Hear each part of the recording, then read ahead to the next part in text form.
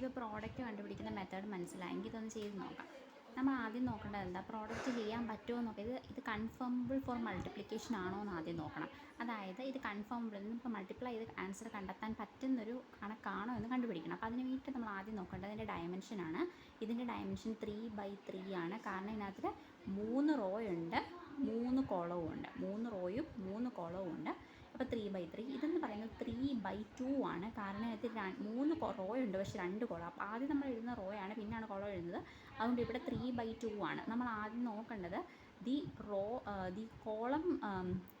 Column dimension of the first matrix should be equal to the row dimension of the second matrix എന്ന് പറയുന്നത്. അതായത് ഇവിടുത്തെ കോളത്തിൻ്റെ എണ്ണവും ഇവിടുത്തെ റോയുടെ എണ്ണവും ഈക്വൽ ആയിരിക്കണം. ഇവിടുത്തെ കോളം എന്ന് പറയുമ്പോൾ 3 ആണ്, ഇവിടുത്തെ റോ എന്ന് പറയുന്നത് 3 ആണ്.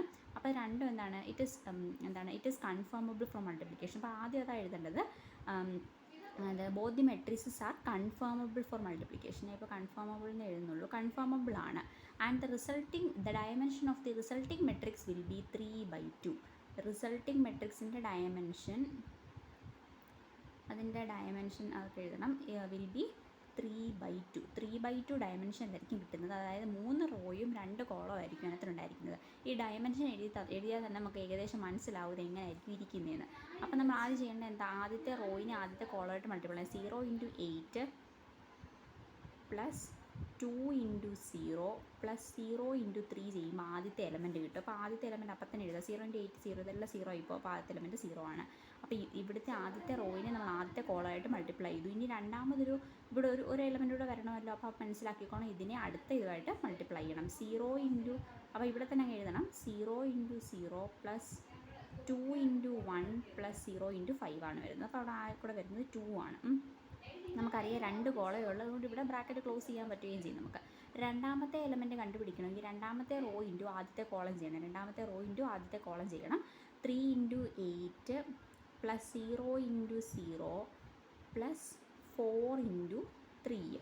നമ്മൾ ആദ്യത്തെ കോളം രണ്ടാമത്തെ റോ ഇൻറ്റു ആദ്യത്തെ കോളം ചെയ്യണം, പിന്നെ രണ്ടാമത്തെ റോ ഇൻറ്റു രണ്ടാമത്തെ കോളം ചെയ്യണം. അപ്പോൾ ഇവിടെ 3 × 8 24 + 4 × 3 12. 24ഉം 12ഉം കൂടെ കൂട്ടിക്കഴിഞ്ഞാൽ ഉള്ള ആൻസർ ആയിരിക്കും. 24ഉം 12ഉം 34 36 കിട്ടുന്നത്, 36. പിന്നെ അതിന് ശേഷം ചെയ്യേണ്ടത് സെക്കൻഡ് റോ, ഇവിടുത്തെ എലമെൻറ്റ് കിട്ടണമെങ്കിൽ second rho into second column ചെയ്യണം.